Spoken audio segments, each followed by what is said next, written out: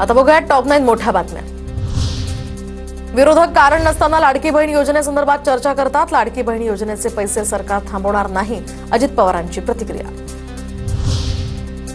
महायुतीतील 2 मंत्र्यांमध्ये जुंपली तर गृहमंत्री फडणवीस आहेत। खात्यातील लोकांनी लक्षात ठेवावं, योगेश कदमांचं नाव न घेता नितेश राणेंची टीका। तर माझ्या मतदारसंघात येऊन मला शहाणपणा शिकवायचा नाही, नाव न घेता योगेश कदमांचाही राणेंना टोला।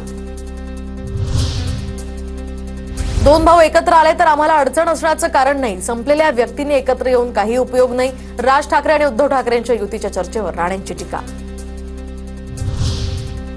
शिंदे फडणवीसांनी कान टोचल्यानंतर आता संजय गायकवाडांकडून पोलिसांची दिलगिरी। तर माझं वक्तव्य हे स्थानिक पोलिसांसंदर्भात होतं, मात्र ओघाओघानं महाराष्ट्र पोलिसांचा उल्लेख झाला। गायकवाडांची सारवासारव। गुलाबराव पाटील म्हणाले, बच्चू कडू कच्चा आहे, येत्या 15 दिवसात त्यांच्या गाडीची हवा सोडणार। हा तिरस्कार नाही तर आंदोलन, बच्चू कडूंचा गुलाबराव पाटलांना इशारा। 5 ते 6 वर्षात मराठवाडा दुष्काळमुक्त करू, वेगवेगळ्या योजनांच्या माध्यमातून 50 टीएमसी पाणी गोदावरी खोऱ्यात आणणार, मुख्यमंत्री देवेंद्र फडणवीसांचं आश्वासन।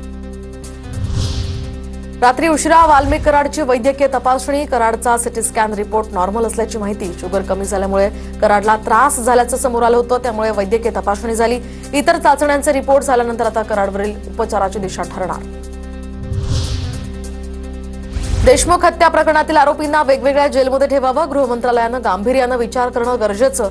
पोलीस अधीक्षक आणि गृहमंत्रालयाला अर्ज करणार, धनंजय देशमुखांची माहिती। बाबासाहेब आगेंची हत्या संशयास्पद, हत्येमागे काही राजकारण आहे का याचा तपास झाला पाहिजे। ऑल इंडिया पॅन्थरच्या दीपक केदार यांनी आगे कुटुंबाची भेट घेतल्यानंतर व्यक्त केली प्रतिक्रिया। तर माजलगाव शहरातील भाजप कार्यालयासमोर बाबासाहेब आगेंची झाली होती हत्या।